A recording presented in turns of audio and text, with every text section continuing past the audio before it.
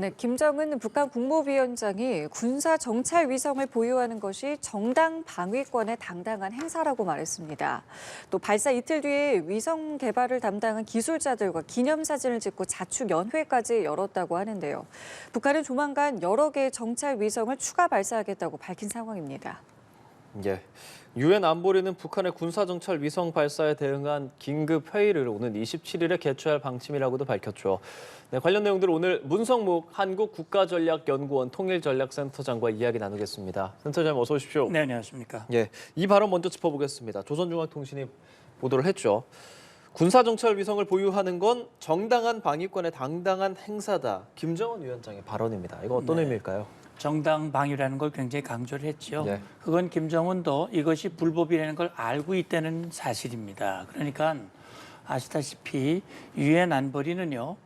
북한이 탄도미사일 기술을 이용한 그 어떤 발사체도 발사할 수 없도록 불법으로 규정을 했고요. 그 결의안에는 중국과 러시아도 동의를 했습니다. 그렇기 때문에 북한이 어떤 아무리 위성이라 하더라도 탄도미사일과 똑같은 발사체에 위성을 실어서 날려보내는 거기 때문에 사실은 탄도미사일과 같은 거거든요. 네. 그렇기 때문에 이건 명백한 불법입니다. 그래서 이것을 향하게 되면 국제법을 위반하는 것이고 거기에 대해서 국제사회가 제재하도록 안보리 결의 명시가 되어 있는데 김정은이 이게 정당방위다라고 얘기하는 것은 불법이라고 주장하지만 난 그걸 인정할 수 없다라는 얘기나 같은 거거든요. 네. 그리고 이제 그런 얘기를 했어요. 추호도 양보할 수 없다. 순간도 멈출 수 없다. 뭐 예. 이런 얘기를 했는데 아마 이 표현은 그런 것 같아요. 우리 정부가 북한이 정찰위성 발사하기 하루 전날 합참에서 그런 발표를 했지요. 한미와 국제사회에 거듭되는 경고에도 불구하고 북한이 불법 도발을 한다면 우리는 가능한 모든 조치를 다 하겠다. 예. 이제 9.19 군사 합의의 중단을 포함한 효력 정지를 포함한 그런 대가를 지불할 것이다라고 경고를 했는데 그럼에도 불구하고 우리는 멈출 수도 없고 양보할 수도 없는 것이다. 그렇기 때문에 이걸 발사했다라고 하는 것을 김정은의 입으로 명확하게 얘기를 했다고 생각을 하는데 그런 얘기를 했죠.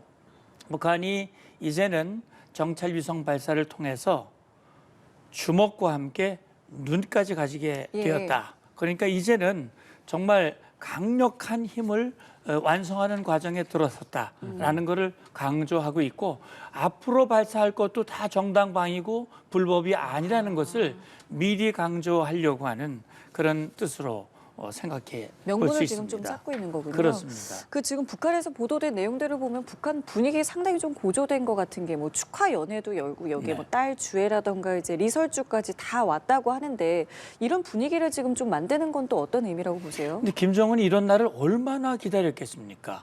작년 연말부터 이제 새해가 되면 정찰위성 쏠 거라고 계속 얘기했거든요. 그리고 그 관련 기구를 계속 방문하면서 독촉을 했고요. 네. 결국 그 첫 발사가 5월이에요. 원래 예정된 것보다 좀 늦었습니다. 근데 실패했잖아요. 그러면 그게 다시 기술을 보완해서 검증을 하고 다시 발사하려면 굉장히 시간이 많이 걸립니다. 과거에도 다시 발사하는데 한 10개월 거의 1년 가까이 걸렸거든요. 근데 80여일 만에 2차 발사했는데 또 실패를 했어요. 그러니까 김정은 마음속에 이 큰일 났다. 뭐 체면이 이루 말할 수 없이 구겨진 거거든요. 그래서 김정은이 떠오르는 것이 바로 푸틴의 얼굴이 떠올랐겠죠. 그래서 푸틴의 도움을 받아야 되겠다. 예. 그래서 그 정상회담을 보스토치니 우주기지에서 가서 한 회담을 열었고 예.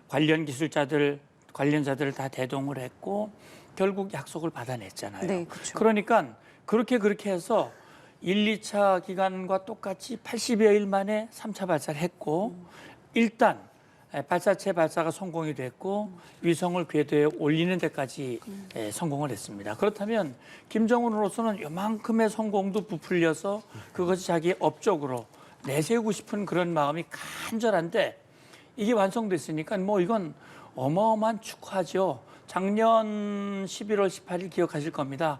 화성 17형 괴물 미사일 발사하고 주에도 데리고 나갔고 기념사진도 찍었고 심지어는 그 미사일에다가 영웅 칭호와 훈장도 줬어요. 난 그 미사일에다 그렇게 훈장 주는 건 참 납득할 수가 없는데 그렇게라도 해서 김정은의 업적을 부각시키고 북한 주민들에게 어렵지만 참어.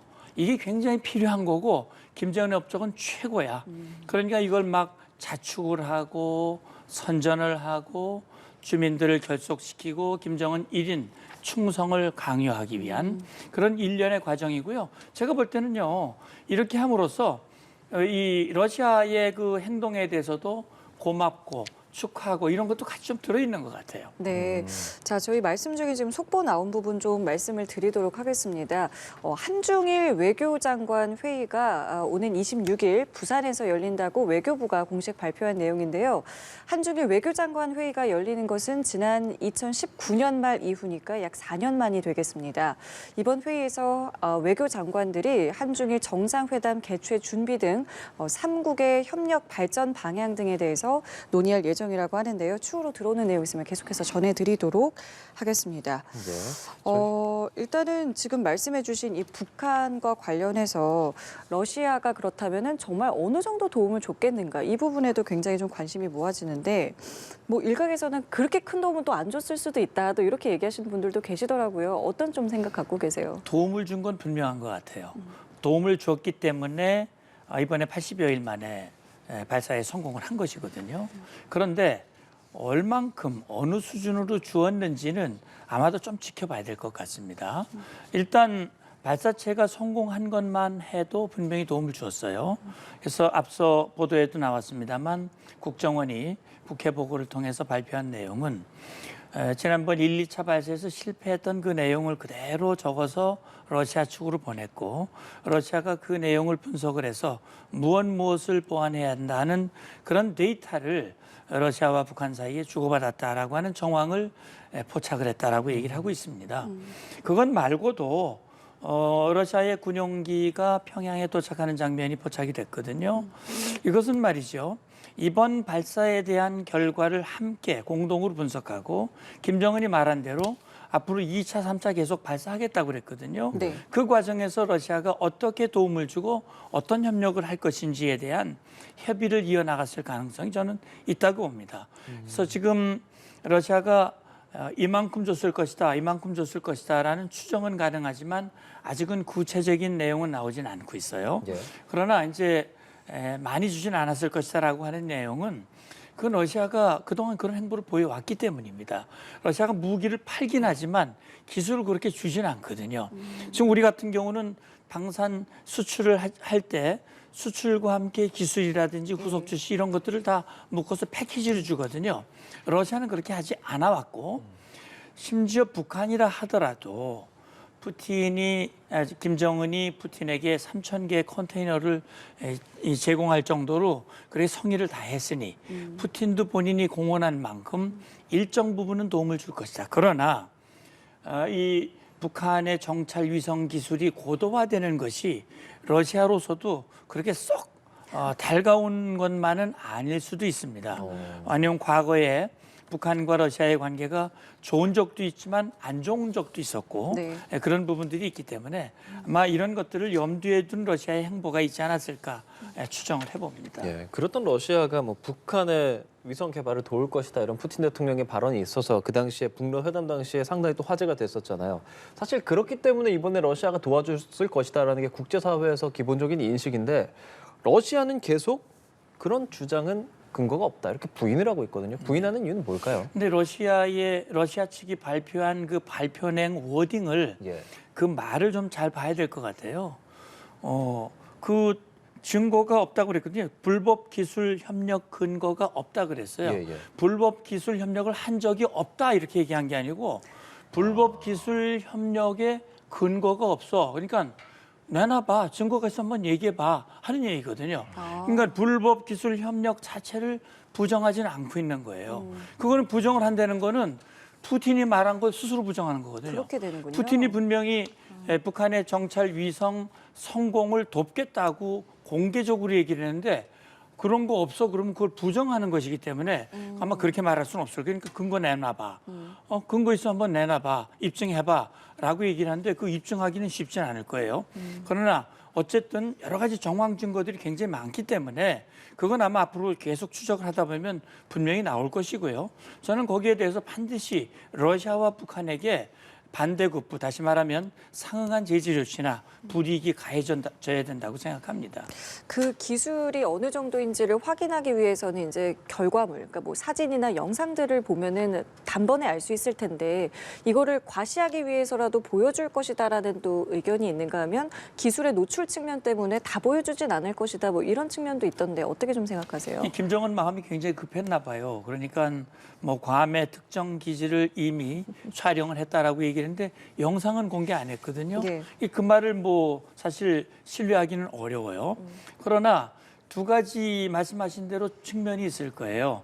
이걸 좀 빨리 보여주고 과시해서 우리의 역량을 좀 입증 받고 싶은 네. 예를 들어서 만리경 1호가 지난 5월 달에 추락을 해가지고 한미가 수거를 해서 분석을 했는데 이건 군사정찰 위성으로서의 기능을 전혀 발휘할 수 없는 그런 수준이라고 이미 얘기했기 때문에 김정은이 뭐 성공했다고 축하까지 막 하고 있는데 이걸 보여줌으로써 너 우리 이런 정도야 라고 하고 싶은데 그렇게 되면 또 러시아의 불법 기술 협력의 증거가 다 노출이 되고 그런 여러 가지 복합적인 문제들이 있어서 아마 그것을 어느 정도 수준으로 할지에 대해서는 저도 굉장히 궁금합니다. 예, 국제사회 움직임을 좀 보면 일단 안보리가 긴급회의 27일에 개최할 방침이라고 밝혔습니다. 어떨까요? 이번 군사정찰 위성 관련해서 뭐 그전에 탄도미사일 발사했을 때도 사실 직접적인 조치가 일어나긴 힘든 것이 사실이기 때문에 이번에 좀 다른 결과를 기대할 수 있겠습니까? 예, 사실 뭐 일단 유엔 안보리가 열리는 것, 긴급 회의가 열리는 것은 뭐 당연한 수순이라고 생각을 합니다. 근데 사실 과거에 북한이 탄도미사일, 장거리 탄도미사일을 발사할 때도 중국과 러시아는 북한 편을 들었거든요. 그렇죠. 그리고 그 책임을 미국으로 전가를 했었습니다. 네. 근데 이번 같은 경우는 위성이란 말이죠. 인공위성. 그러니까 더 당당하게 말할 가능성이 있어요. 북한 김정은이 말했듯이 이건 정당한 주권적 권리다. 정당한 행사고 정당 방위다라고 얘기를 한 것을 그대로 인용을 해서 중국과 러시아도 이건 뭐 위성은 정당한 것이고 한국도 하고 일본도 하고 다 하는데 왜 북한 가지고 문제를 삼느냐라고 말할 가능성이 있는데 그건 사실 자기들이 결정한 것을 스스로 부정하는 것이거든요. 아마 제가 볼 때 이번에도 그런 형태가 반복될 가능성이 많고요. 그래서 유엔 안보리에서 정말 규탄 성명 하나 제대로 내놓기 어려운 그런 장면이 재현될 가능성이 있습니다만 그럼에도 불구하고 이 북한 불법 위성 발사에 대한 불법성에 대한 이 규탄, 지적 이런 것들은 계속돼야 된다고 생각합니다. 그 9.19 군사합의 효력을 뭐 일부 정지한 거를 두고 러시아는 뭐 여전히 북한 편을 좀 들고 있는데 중국은 여기에서는 조금 톤을 조금 달리하는 것 같아요. 그러니까 남북 모두 좀 잘못이 있다 이렇게 좀 이야기를 하고 있는데 이 톤을 보셨을 때 중국이 좀 앞으로 북한을 대하는 태도가 좀 바뀔 수 있는 여지가 좀 있다고 생각을 하십니까? 중국으로서는 좀 생각이 참 굉장히 복잡할 것 같아요. 그러니까 지난번에 푸틴과 김정은이 만났을 때도 중국이 뭐 그렇게 거기에 대해서 뭐 대대적으로 보도를 했거나 그러지 네. 않았거든요. 네. 제가 볼 때는 반대도 할 수 없고 그렇다고 막 적극 지지하기도 그렇고 그런 부분이 분명히 있을 겁니다. 왜 그러냐면 중국의 행보를 보면 러시아의 우크라이나 불법 침공에 대해서 물론 유엔의 결의에서는 기권을 했어요. 그리고 중립적인 입장을 취해요.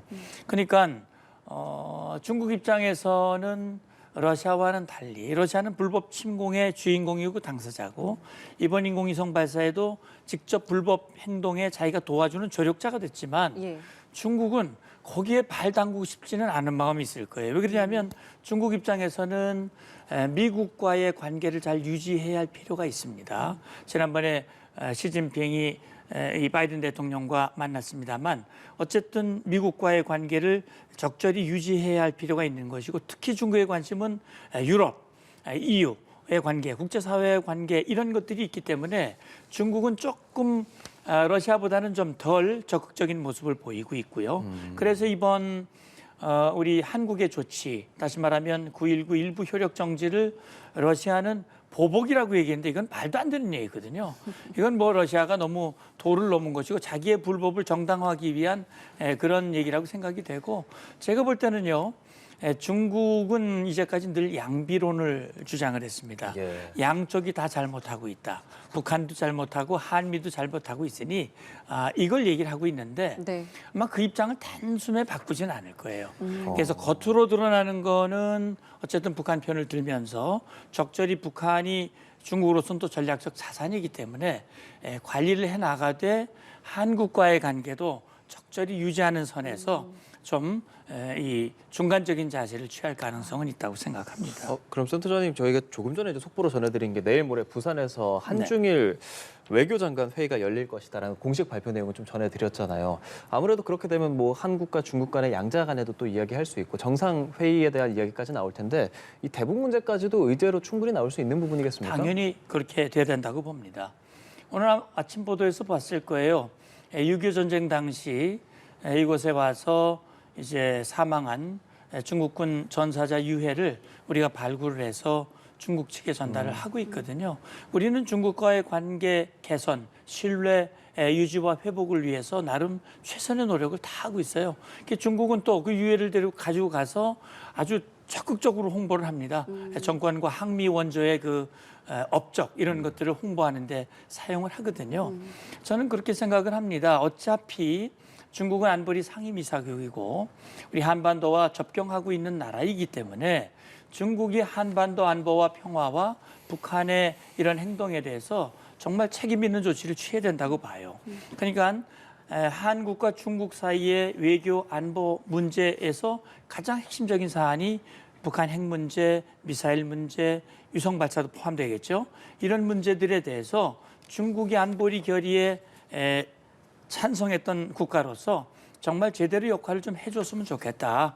그것이 중국의 국익에도 이익이 된다라고 하는 것을 적극 얘기를 해야 된다고 생각을 해요. 왜냐하면 북한이 도발의 수위를 높이고 러시아와 북한 간의 불법 거래가 자꾸 많아지고 그렇게 돼서 한국, 미국, 일본의 대응 수위가 높아지면 사실은 중국도 좋은 게 아니거든요. 그런 점에서 중국을 설득하고 중국이 그런 역할을 할 수 있도록 하기 위한 그런 의제들이 한중 또는 한중일 회의에서도 적극 논의를 해서 중국이 좀 새로운 결단을 할 수 있도록 유도할 필요가 있다고 봅니다. 이 북한과 러시아가 협력하고 있다는 거 아까 말씀하신 것처럼 지금 근거를 찾기는 좀 어려운 상황이잖아요. 근거를 찾지 못한다면 뭐 안보리나 뭐 국제사회 차원에서 북한과 러시아의 협력을 제재하는 것 또한 좀 어려운 부분입니까? 그런데요, 이미 이제 근거가 예를 들어서 북한이 러시아에게 탄약을 제공한 것 명백한 근거들이 나오지 않습니까? 사진 있죠. 예. 사진이 그 근거가 다 있는 것이기 때문에 네. 그걸 아마 부정을 할 수는 없을 거예요.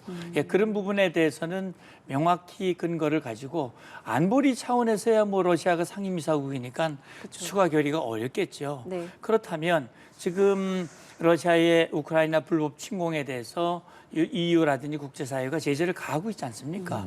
저는 그런 차원에서 지금 러시아나 북한의 이런 불법 행위를 규탄하고 이걸 차단시키기 위해서 생각을 함께하는 나라들이 힘을 합쳐서 거기에 대한 불이익을 줄 수 있는 그런 시도는 끊임없이 해야 된다고 생각합니다. 국정원은 북한이 내년에 추가로 정찰 위성을 발사할 가능성에 대해서도 이야기를 했습니다. 뭐 눈이 생겼다는 것의 위험성에 대해서는 조금 전에 언급을 해주셨으니까 그런데 거기에 더해서 신형 중거리 탄도미사일 발사 뭐 이런 부분 특히나 고체 연료가 될 수도 있는 거고요. 게다가 뭐 7차 핵실험까지도 지금 가능성이 조금씩 나오거든요. 그런 도발의 위험성 그리고 가능성에 대해서 좀 어떻게 평가하십니까? 그건 끊임없이 이어질 겁니다.